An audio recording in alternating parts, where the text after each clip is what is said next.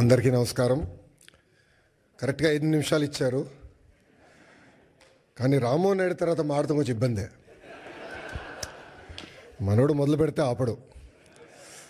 మిమ్మల్ని అందరూ చూసిన తర్వాత జ్యూరిక్లో ఉన్నానా జోపాలంలో ఉన్నానా డౌట్ నాకు వచ్చింది. ఎందుకంటే ఈరోజు మండే ఆఫ్టర్నూన్ ఇంతమంది వస్తారని మేము ఊహించలేదు. కానీ సెలవు పెట్టారు, డుమ్మ కొట్టారు. కానీ ఈరోజు గౌరవ ముఖ్యమంత్రి చంద్రబాబు నాయుడు గారు ఏం చెప్తారని వినేదానికి పెద్ద ఎత్తున ఇక్కడ తరలి వచ్చిన యూరోప్ ఎన్ఆర్ఐ టీడీపీ సభ్యులందరికీ పేరున నా హృదయపూర్వక నమస్కారాలు.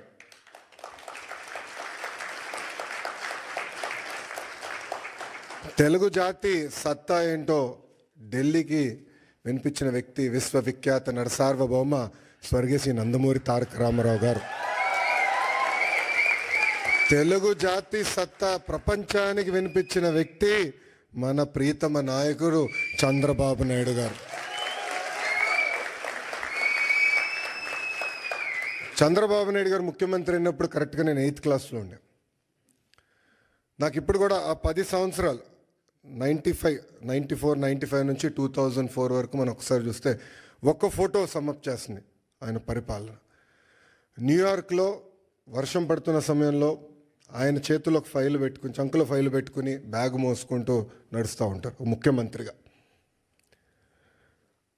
ఆనాడు ఆయన విజన్ 2020 అంటే చాలామంది ఎగతాళి చేశారు. కానీ ఈరోజు తిరిగి వెళ్ళి హైదరాబాద్లో చూస్తే ఆయన చెప్పిన ప్రతి మాట ఈరోజు నిజమైంది.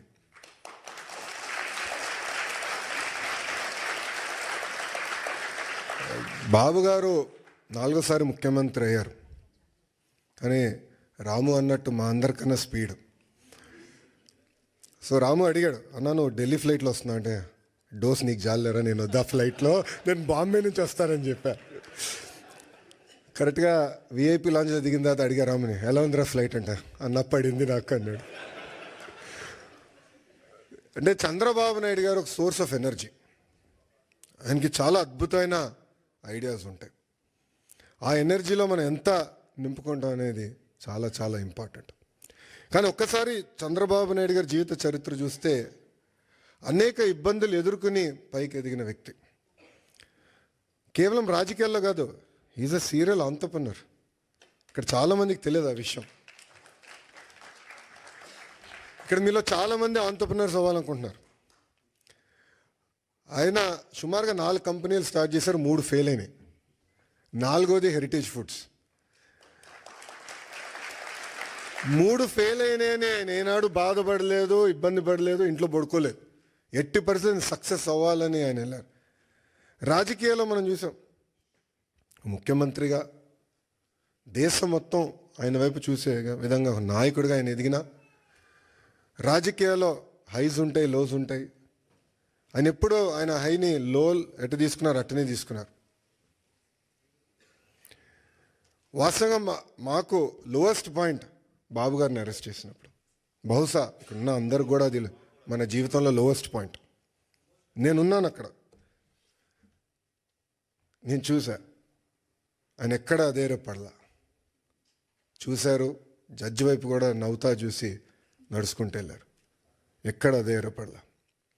52 రోజులు ఆయన బంధిస్తే మేము వెళ్ళేవాళ్ళం ములాఖాత్కి. మళ్ళీ అక్కడ కూడా మాకు అక్షంతలు పడేది. మొత్తం ఆయన చదివేసేవారు డాక్యుమెంట్లు, నోటింగ్స్తో సహా మాకు చెప్పారు, ఇక్కడ మీరు వీక్గా ఉన్నారు, ఇక్కడ చూసుకోండి, ఇక్కడ జాగ్రత్తగా ఉండండి. ఎప్పుడు అధైర్యపడలా. ఆయన బయటికి వచ్చిన తర్వాత కూడా ఒక సింహంలాగా వచ్చారు.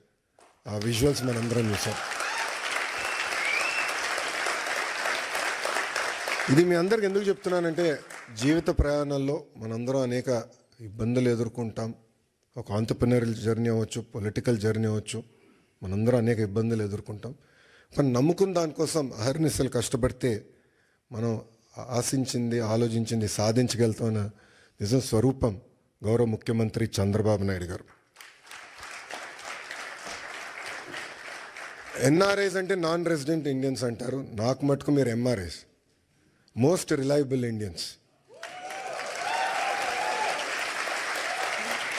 మీరు యూరోప్కి వచ్చి దశాబ్దాలైనా మీ మనసు ఎప్పుడు ఆంధ్ర వైపు ఉంటుంది. 2019 నుంచి 24 వరకు రాష్ట్రం దారి తప్పిందే, మనం అనేక ఇబ్బందులు ఎదుర్కొంటున్నాం, మన పరువు పోతుందని చాలామంది నన్ను కలిశారు, నాతో మాట్లాడారు, నాకు వాట్సాప్లో మెసేజ్ పెట్టారు. వాళ్ళందరూ ఒకటి చెప్పా, కలిసికట్టుగా పోరాడితేనే ఆ సైకోని మనం తరిమి కొట్టచ్చని. అది చేసి చూపించాం, కలిసికట్టుగా సాధించాం. 93% కాదు రాము, 94% సీట్లు మనం గెలిచాం, 1% తగ్గించాం. అది మనందరి కృషి. ఆ 5 సంవత్సరాల్లో ఇక్కడున్న మీ అందరి సహకారంతో అనేక సంక్షేమ అభివృద్ధి కార్యక్రమాలు కూడా మనం చేశాం. అమరావతి ఉద్యమం కానివ్వండి, దాని తర్వాత ఇప్పుడు చూపించినట్లు యుక్రెయిన్లో తెలుగులు ఇరుక్కుంటే వాళ్ళని తిరిగి భారతదేశానికి తీసుకొచ్చి బాధ్యత తీసుకున్నాం.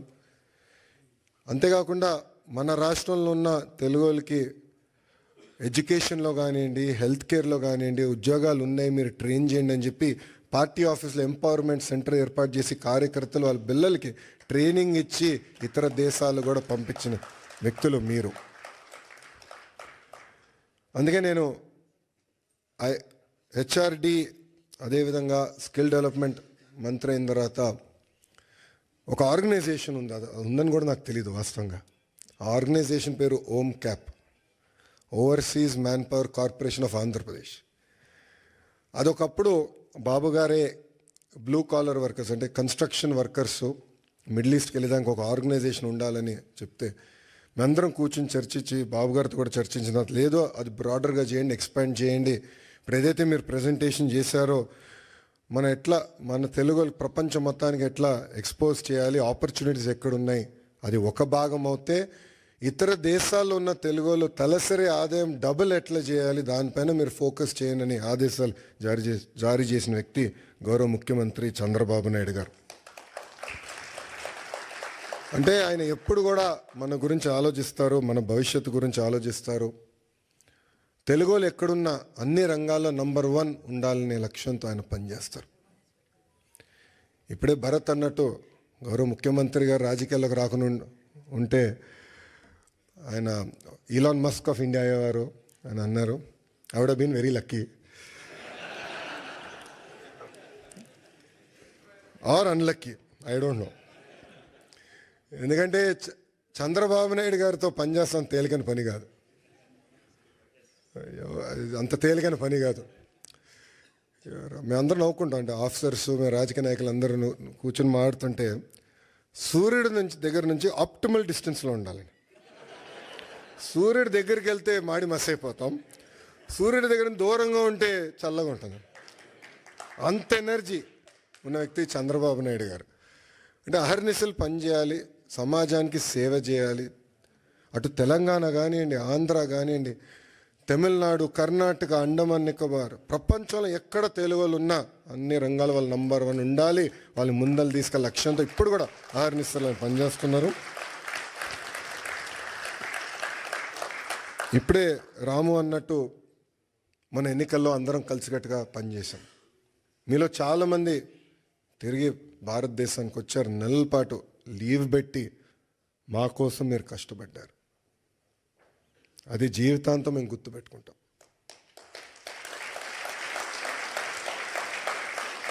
ఎందుకంటే మీరు అందరు ఇక్కడ ప్రొఫెషనల్స్గా ఉన్నవారు, ఇలా ఆంటర్ప్రినర్స్ చాలా తక్కువ మంది ఉంటారు. సో ఒక 2 నెలలు 3 నెలలు ఆఫ్ తీసుకుని వస్తాం అనేది తేలికని పని కాదు, కానీ మీరు వచ్చారు. ఇప్పుడు అదే స్ఫూర్తి, అదే ఎనర్జీ రాష్ట్ర పునర్నిర్మాణం కోసం మనం పెట్టాల్సిన అవసరం ఉంది. అసలు పరిస్థితులు చాలా దారుణంగా ఉన్నాయి రాష్ట్రంలో. ఫైనాన్స్ సెక్రటరీ గారు ఇప్పుడే కరెక్ట్ టైం బయటకు వెళ్ళారు. ఆయన మన ఫీ రీయింబర్స్మెంట్ విషయంలో, ఫీ రీయింబర్స్మెంట్ మనం చెల్లించాలి, చాలా ఆలస్యమైందంటే అంటే ప్రయారిటీస్లో ఇది ఇంక ప్రయారిటీ ఉంది, చేయాలి, మనం కంపల్సరీ చెల్లించాలంటే చాలా కష్టపడాల్సి వచ్చింది. అంటే అప్పుల పాలైపోయాం, వడ్డీ కట్టలేకపోతున్నాం, జీతాలు సకాలంగా చెల్లించలేకపోతున్నాం, అనేక ఇబ్బందులు ఉన్నాయి. బట్ బాబు గారు పదే ఒక మాట అంటారు, opportunities are where crisis are. So అందరం మన రాష్ట్రాన్ని పునర్నిర్మాణం చేసుకోవాలి. ఇప్పుడే రాము ఒక మంచి మాట అన్నారు, తెలుగులో ఆంధ్ర రాష్ట్రాన్ని వదిలేసి ఇతర దేశాలకు వెళ్ళి నంబర్ 1 అయ్యారు, కానీ ఆంధ్ర రాష్ట్రం వెనుకబడి ఉంది.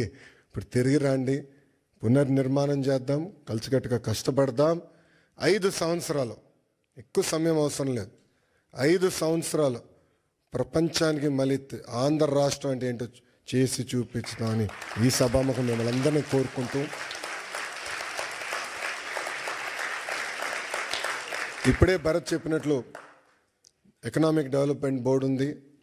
ఎవరైనా పెట్టుబడులు పెట్టాలన్నా, ఇంటరాక్షన్ చేయాలన్నా ఒక ఆర్గనైజేషన్ ఇప్పుడు క్రియేట్ చేశాం. That will be your single port to call. అదేవిధంగా ఓమ్ క్యాప్లో కూడా కొత్త లీడర్షిప్ తీసుకొచ్చాం, వాళ్ళతో కూడా మీరు కోఆర్డినేట్ చేయొచ్చు. ఇక్కడ చాలామందికి నా వాట్సాప్ నెంబర్ ఉంది, చాలామంది నాకు మెసేజ్ పెడతా ఉంటారు. మీ ఫీడ్బ్యాక్ కూడా మాకు చాలా చాలా అవసరం. కేవలం అభివృద్ధే కాదు, రాజకీయ పరంగా కూడా మీ ఫీడ్బ్యాక్ మాకు చాలా చాలా అవసరం. Time to time me feedback తీసుకుని ఒకవేళ దారి తప్పుతున్నా అంటే మళ్ళీ సరైన దారిలో పెట్టాల్సిన బాధ్యత కూడా మన పైన ఉంటుంది. సో ఆ ఫీడ్బ్యాక్ కూడా మీరు ఇవ్వాలని సభాముఖంగా కోరుకుంటూ, ఒక మిత్రుడు కూర్చున్నప్పుడు చూపించాడు, ఒక అతని పేరు ఎర్ర బుక్ గురించి చూపించాడు.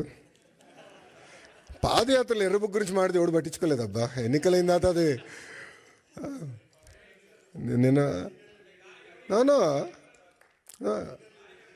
నేను దాంట్లో డౌట్ వద్దు. మీరు చూస్తే నేను పాదయాత్రలో చాలా స్పష్టంగా చెప్పా, ఎవరైతే చట్టాన్ని ఉల్లంఘించి ప్రజల్ని, కార్యకర్తల్ని ఇబ్బంది పెట్టారో వాళ్ళని వదిలేది లేదు అని చెప్పా. ఒక్క నిమిషం ఆగండి, ఇంకా ఇప్పుడే కాదు. అది ఎందుకు చెప్పానంటే అండర్లైన్ ఉంది అక్కడ, చట్టాలు ఉల్లంఘించారు. నేను ఎస్టాబ్లిష్ చేయాలని. ఇది కక్ష సాధింపు ప్రభుత్వం కాదు, కానీ నేను ఎస్టాబ్లిష్ చేసి యాక్షన్ తీసుకుంటాం.